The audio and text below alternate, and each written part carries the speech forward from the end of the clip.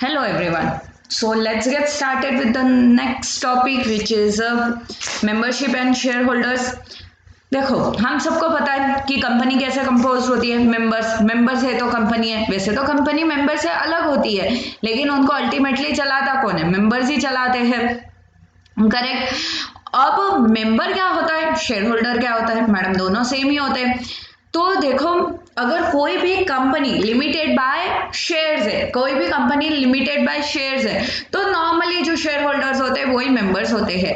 लेकिन सपोज करो अगर कंपनी लिमिटेड बाय गारंटी है, तो अगर कंपनी लिमिटेड बाय गारंटी है तो मेंबर कौन होगा इस केस के अंदर? कंपनी लिमिटेड बाय शेयर है तो कौन मेंबर हो गया? जिसके पास भी शेयर्स है वो मेंबर मान लिया जाएगा। लेकिन कंपनी लिमिटेड बाय गारंटी, अब इस केस के अंदर कौन मेंबर होगा?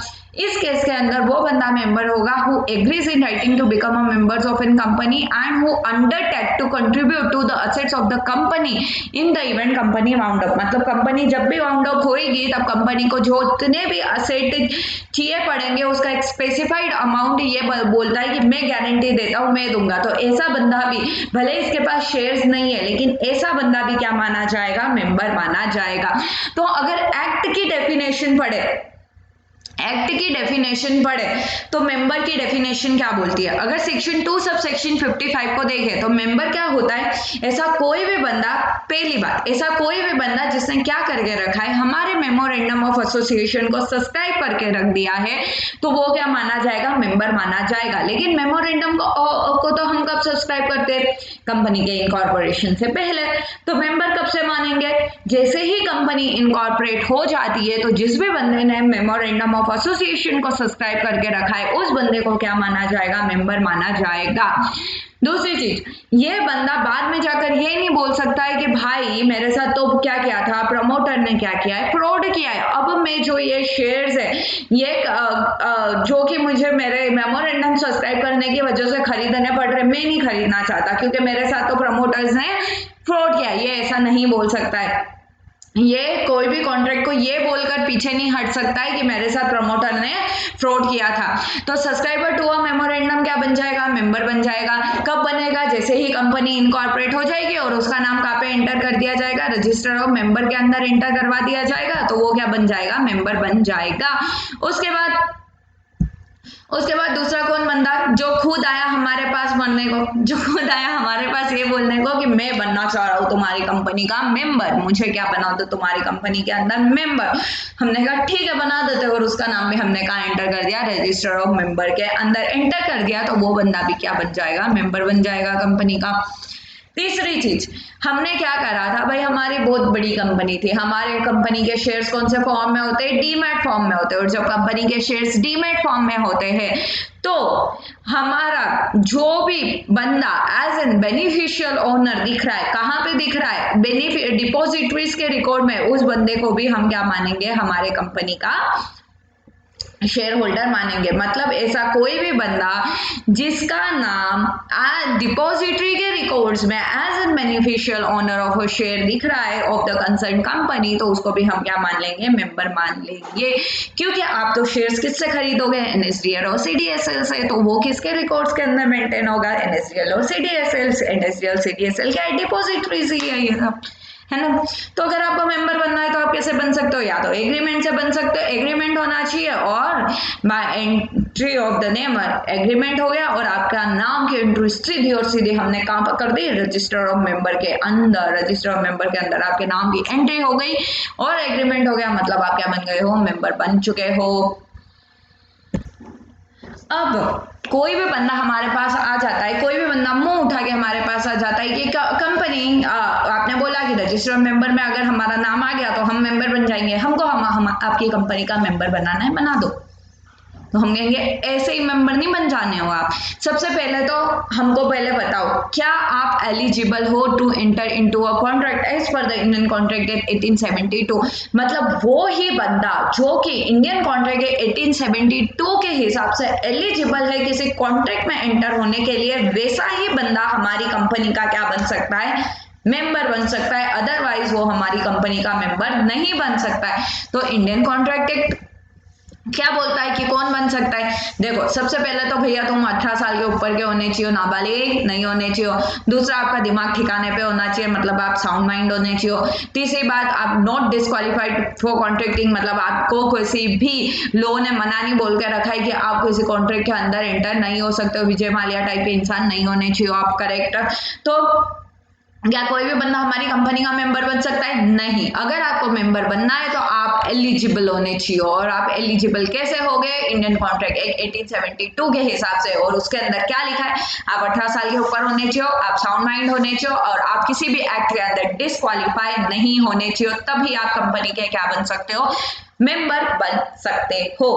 उसके बाद मेंबर ऐसे ही बन जाएंगे मुंह उठा के और मेंबर्स बन गए? नहीं। मेंबर्स बनने के कुछ मोड्स होते हैं, उसी तरीके से कुछ तरीके होते हैं, उसी तरीके से आप क्या बन सकते हो? मेंबर बन सकते हो। तो वो तरीके क्या होते हैं मैडम? वो तरीके दे रखे हैं section 2 subsection 55 of the companies act 2013। A person may acquire the membership of an company. सबसे पहले मेमोरेंडम को सब्सक्राइब कर लो, जैसे ही कंपनी इनकॉर्पोरेट होगी तुम क्या मान लिए जाओगे? मेंबर मान लिए जाओगे। वाओ, ये तो बड़ा अच्छा तरीका है। लेकिन भैया कंपनी तो इनकॉर्पोरेट हो चुकी है, अब मुझे मेंबर बनना है, अब मैं कैसे मेंबर बनूं?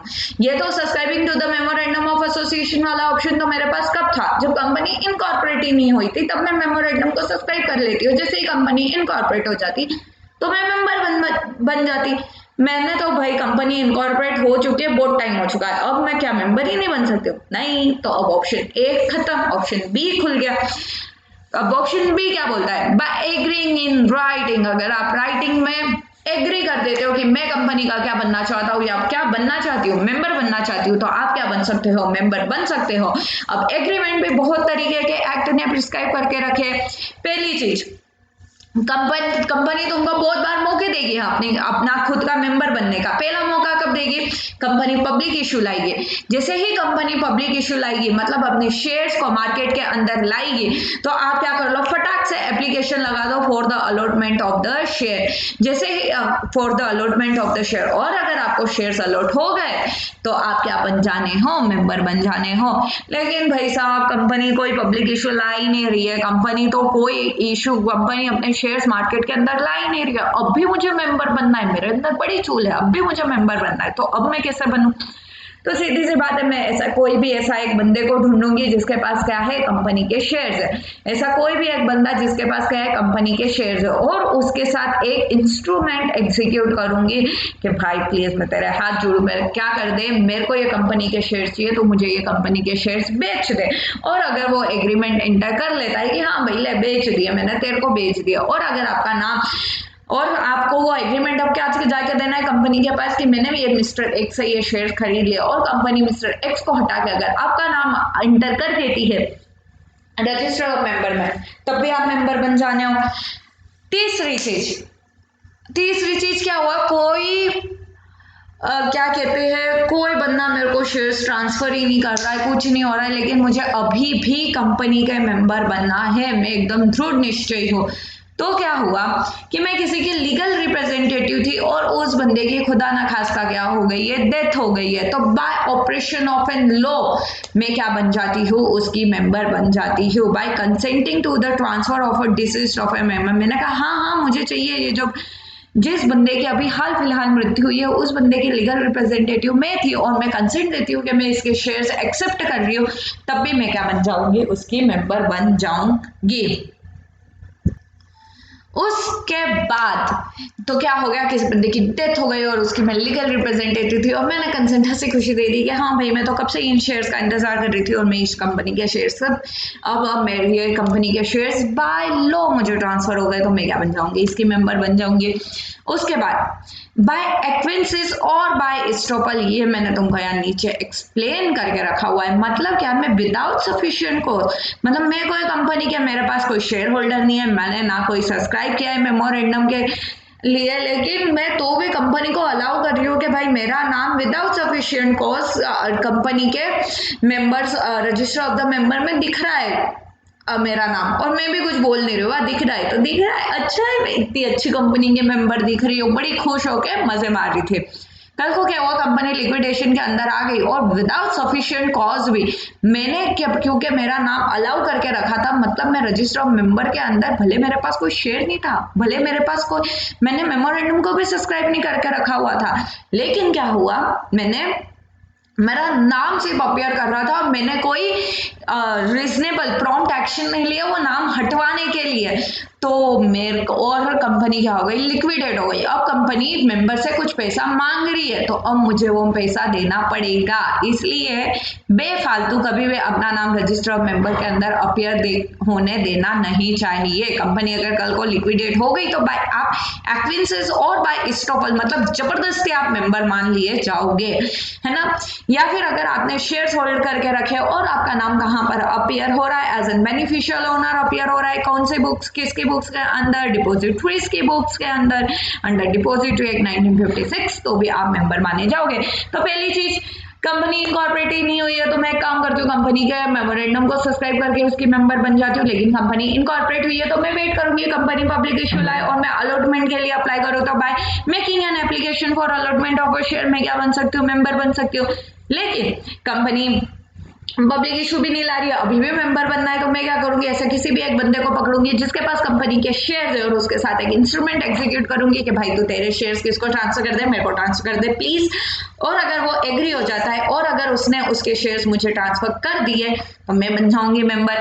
और तब भी मेरे को ऐसा कोई भी बंदा नहीं मिला उसने मुझे शेयर्स ट्रांसफर नहीं किए, तो क्या मैं, लेकिन मैं क्या थी, किसी के लीगल रिप्रेजेंटेटिव थी और उसकी डेथ हो गई तो भी मैं क्या मान ली जाऊंगी, मेंबर मान ली जाऊंगी। कभी कभी मैं जबरदस्ती मेंबर मनवाई जाऊंगी अगर मैंने कोई रिजनेबल स्टेप नहीं लिया है मेरा नाम रजिस्टर ऑफ मेंबर्स में से हटवाने के लिए, और मेरा नाम रजिस्टर ऑफ मेंबर में बेफालतू अपियर हो रहा था, तो मैं क्या कर बन जाऊंगी, बाय एस्टोपल क्या मानी जाऊंगी, मेंबर मानी जाऊंगी।